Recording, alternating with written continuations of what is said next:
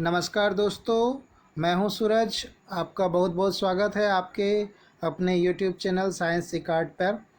आज हम लोग डिस्कस करेंगे बल और दाब पर, जो कि यानी कि फोर्स एंड प्रेशर। भाग 1 हमारा ये वीडियो जो है पहला पार्ट होगा, और दूसरे पार्ट में मैं प्रेशर के बारे में बताऊंगा। तो वन बाय वन करके डिस्कस करेंगे पूरी वीडियो में, ताकि आपको आपका जो पूरा कॉन्सेप्ट है वो क्लियर हो जाए इससे रिलेटेड। दोस्तों, हम लोग जानते हैं कि बल क्या होता है और बल का क्या काम होता है। जैसे कि कोई भी भौतिक हमारा जो भौतिक जीवन है, उसमें कुछ भी काम करने के लिए, कुछ भी कार्य करने के लिए बल की आवश्यकता पड़ती है। जैसे कि पुश और पुल, यानी कि दरवाजे को खोलने के लिए आप क्या करते हो, या तो आप धक्का देते हो या तो आप खींचते हो अपनी तरफ। तो वहाँ पर भी बल का प्रयोग हुआ है। यानी कि पुश और पुल जो है, जो एक्टिविटी हुआ, ये दोनों का दोनों क्या कहलाया? बल कहलाया यहाँ पर। और आज हम लोग ये डिस्कस करेंगे कि इस विषय वस्तु में क्या क्या चीज़ों को पढ़नी है हमें। जैसे कि बल की परिभाषा, दैनिक जीवन में बल का क्या प्रयोग है, बल का कारण, वैज्ञानिक इतिहास इसका क्या है, इन सब के बारे में विस्तार से इस वीडियो के माध्यम से हम लोग जानने का प्रयास करेंगे। बल के प्रकार के बारे में भी पढ़ेंगे। सबसे पहले हम लोग यह जानने की कोशिश करते हैं कि ये बल क्या होता है। तो बल जो है वह किसी वस्तु पर लगने वाला धक्का, यानी कि अभिकर्षण, जिसको कि पुश बोलते हैं, या खिंचाव, जिसको कि आकर्षण, खिंचाव, जिसको कि पुल बोलते हैं, उसे बल कहा जाता है। यानी कि पुश एंड पुल जो है वो बल कहलाया। हमारे दैनिक जीवन में बल का जो प्रयोग है वो बहुत सारी है। जैसे कि किसी वस्तु के गति में परिवर्तन करना, उसके गति की दिशा को बदल देना, किसी वस्तु के वेग में परिवर्तन को ला देना, उसके स्थिति या आकार में परिवर्तन को कर देना। ये सभी जो है बल के कार्य में ही आते हैं। जैसे कि हम लोग चलते हैं, भागते हैं, दौड़ते हैं, उठते हैं, इन सब में जो है बल का काम होता है इत्यादि। जितने भी कार्य होते हैं दैनिक जीवन में, उन सब में बल का योगदान रहता है, अहम योगदान रहता है। तो आप लोग इस बात को समझिए कि कोई भी कार्य कर रहे हैं, हमारे भौतिक जीवन में जो भी कार्य हो रहा है, उन सब में बल का जो है बहुत महत्वपूर्ण योगदान है इसमें। अब आगे हम लोग चलते हैं कि बल अन्योन्य क्रिया के कारण से लगता है। जैसे कि मान लीजिए कोई वस्तु पर आप जैसे कि बल लगाते हैं कोई वस्तु पर, तो आपके ऊपर भी वो बल लग रहा होता है। तो किसी भी प्रकार का बल लगाने के लिए कम से कम दो वस्तुओं में अन्योन्य क्रिया का होना आवश्यक होता है। अब देखिए, बहुत सारे बल ऐसे होते हैं, जैसे कि कांटेक्ट फोर्स और नॉन कांटेक्ट फोर्स के बारे में हम लोग पढ़ेंगे, जिसमें कि स्पर्श बल और अस्पर्श बल के बारे में पढ़ेंगे। जिसमें कि हम लोग समझेंगे कि किसी वस्तु को छू करके बल लगाने का। तो यहाँ पर अन्योन्य क्रिया का मतलब यह है कि कम से कम दो वस्तुओं का होना आवश्यक है। लेकिन बहुत सारे ऐसे एग्जाम्पल आएंगे जिसमें कि दो वस्तु जो है बल लगा रहा होता है, ऐसा कारण स्पष्ट नहीं होगा यहाँ पर। और जैसे कि ग्रेविटेशनल फोर्स जो है वो जब एक्ट होता है तो खैर, बल का वैज्ञानिक इतिहास भी है। जैसे कि बल को सामान्य तौर पर एफ साइन द्वारा जो है, कैपिटल एफ द्वारा सूचित किया जाता है। और बल के बारे में आइजैक न्यूटन महोदय ने बल के बारे में बताया है। लेकिन आइजैक महोदय का जो नाम हम लोग जानते हैं वो गुरुत्वाकर्षण बल की खोज से हम लोग जानते हैं, लेकिन बहुत सारी चीज़ों की खोज इन्होंने की है। और वहाँ पर उनके सम्मान में, यानी कि जो न्यूटन महोदय को सम्मान देने के लिए बल का जो यूनिट है उसको रखा गया न्यूटन। यानी कि एसआई यूनिट जो होता है बल का, वो क्या होता है? न्यूटन होता है। और यह न्यूटन महोदय को सम्मान देने के लिए किया गया। और यह सम्मान न्यूटन महोदय के द्वारा खोजे गए विभिन्न जो उन्होंने जिन भौतिक चीज़ों को के बारे में खोज किया है, उन्होंने जिन भौतिक राशियों की खोज की है, बताया है कि ये चीज़ होती है, जैसे गुरुत्वाकर्षण वगैरह, इन सब के उपलब्धियों में बलों की खोजबीन अगर हम लोग करते हैं, एक टॉपिक है हमारा कि बल की खोजबीन अगर करते हैं तो क्या समझने का प्रयास करते हैं। जैसे आपके पास एक फिगर दिख रहा है जिसमें कि एक बॉक्स जैसा बना हुआ है और एक लड़का जो है वो उसको धक्का लगा रहा है। तो यहाँ पर जो उसको धक्का लगा रहा है वो एक बल है यहाँ पर। अब देखिए एक जगह पर कि एक दो लड़के जो हैं वहाँ पर एक बॉक्स को धक्का लगा रहे हैं वहाँ पर एक तरफ से, तो वहाँ पर बल का कैटेगरी बांट दिया गया कि F1 है और F2 है। लेकिन कभी कभी ऐसा भी होता है कि एक ही बॉक्स है और दोनों अलग अलग दिशा से एक दूसरे के ऊपर बल लगा रहे होते हैं, तो F1 और F2 दोनों एक जगह से लगा। तो इस सब में देखते हैं कि कहाँ पर ज़्यादा बल लग रहा होता है। तो एक जो बल लगाया, पहला एफ फोर्स लगाया, दूसरा देखिए दो व्यक्ति मिल करके एक बड़े से बॉक्स को खिसकाने का कोशिश किया, और तीसरा जो है बैलेंस फोर्स की तरह दोनों एक दूसरे के विपरीत दिशा में लगा जा रहा है।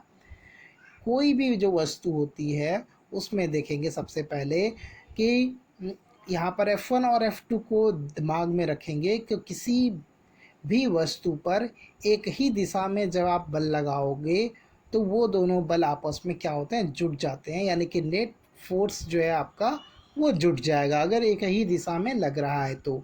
लेकिन यदि फोर्स विपरीत दिशा में लगते हैं एक दूसरे के, तो उसका जो नेट कुल जो बल का जो मान होता है वह एक दूसरे का अंतर होता है, यानी कि घटाव हो जाता है यहाँ पर। अब देखिए क्या है कि इस प्रकार से हम लोग जो है सीख सकते हैं कि बल जो होते हैं, एक बल दूसरे बल से बड़ा या छोटा या बराबर हो सकता है। इस प्रकार से ये समझ में आया, क्योंकि अंतर अगर है तो उसमें बड़ा छोटा बराबर ये इस तरह से हो सकता है। बल की प्रबलता के परिमाण यानी कि मैग्नीट्यूड की माप की जाती है, और बल जो है वो है एक सदिश राशि है। क्यों? क्योंकि इसमें दिशा होता है और परिमाण भी होता है, इसलिए यह एक सदिश राशि है जिसको स्केलर क्वांटिटी कहते हैं। जिन अब इसके बारे में और भी समझते हैं कि बल वस्तु की गति की अवस्था में परिवर्तन कर सकता है। कैसे? यदि मान लीजिए कि कोई वस्तु गतिशील है तो और आप उस पर तेज़ी से धक्का लगाते हो तो उसकी गति बढ़ सकती है। यदि कोई वस्तु जो है वो गतिशील है और आप उस पर बल लगाकर उसे रोक सकते हो या उसकी दिशा में भी परिवर्तन कर सकते हो। यहाँ पर बल केवल बल का प्रयोग जो है अवस्था को बदलने के लिए होता है। यदि बल लगाकर आप किसी वस्तु की गति की दिशा को बदलते हो, चाल को बढ़ाते हो, तो इसका मतलब है ना कि गति से उसकी अवस्था में परिवर्तन ला सकते हैं, गत्यावस्था या विरामावस्था में उसे कर सकते हैं। इस प्रकार से बल लगा करके, यानी कि किसी वस्तु का आप अगर बल लगाओगे तो उसकी गति को कम कर सकते हो जितना ज़रूरी है उतना ही। एग्जाम्पल के लिए जब आप साइकिल चलाते हो तो आप क्या करते हो, पैडल मारते हो। तो पैडल मारते हो तो बल लगा रहे होते हो, तो बल लगाते हो, तेज़ी से अगर पैडल मारते हो तो गति की जो अवस्था है वो तेज़ हो जाती है, और यदि आप धीरे धीरे पैडल मारते हो तो मंद रहती है। लेकिन आप बल लगाकर गाड़ी को रोक भी सकते हो, जैसे कि आपने ब्रेक दबाया तो दबाने के लिए आपको क्या लगा, आपने बल लगाया जिससे कि गाड़ी जो है वो रुकी या साइकिल रुकी, तो वहाँ पर ब्रेक जो है एक प्रकार से बल का काम कर रहा है जो कि उसके गति को रोक रहा।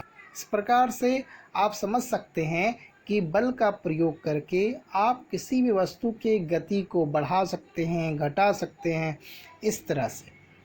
आगे हम लोग इसके बारे में और भी डिस्कस करेंगे, लेकिन यह जानना बहुत ज़रूरी है कि बल के कारण से क्या क्या परिवर्तन आप किसी चीज़ में कर सकते हो।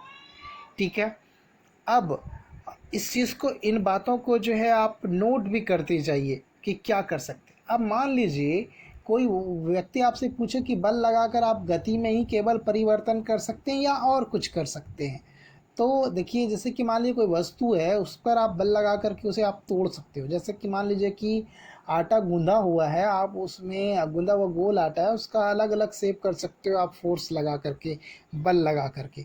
तो यहाँ पर बल लगाने से आकार में परिवर्तन भी होता है। जैसे मान लीजिए एक छड़ी है, आप उसे मोड़ने का प्रयास करोगे, तो मोड़ने का जब आप प्रयास करोगे तो वहाँ पर क्या लग रहा है, आपके द्वारा बल लग रहा है।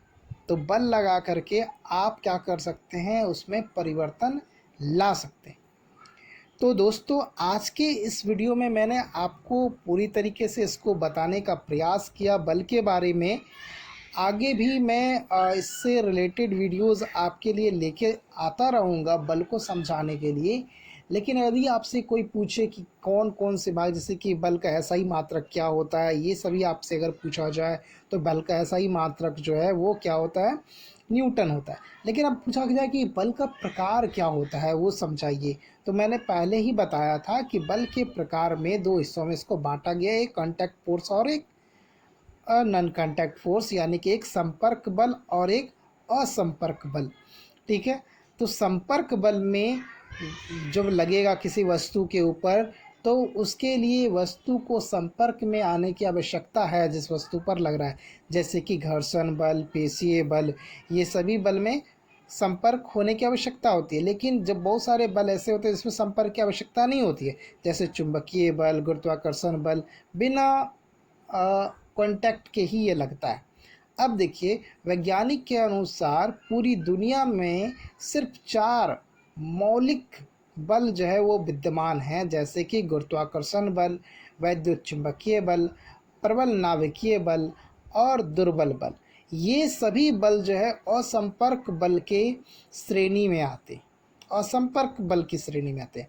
अगर इसको परमाणु स्तर से देखा जाए तो ये सारे असंपर्क बल होते हैं, और सभी बल जो है उपर्युक्त 4 बल जो हैं इन्हीं के अंतर्गत आएंगे। परमाणविक बल भी जो है इसी के अंतर्गत आएंगे, परंतु चूँकि सभी परमाणविक स्तर से नहीं देखे जा सकते, इसलिए इसे देखने के मतलब सहूलियत के हिसाब से इसे संपर्क बल और असंपर्क बल की कैटेगरी में विभाजित किया गया है।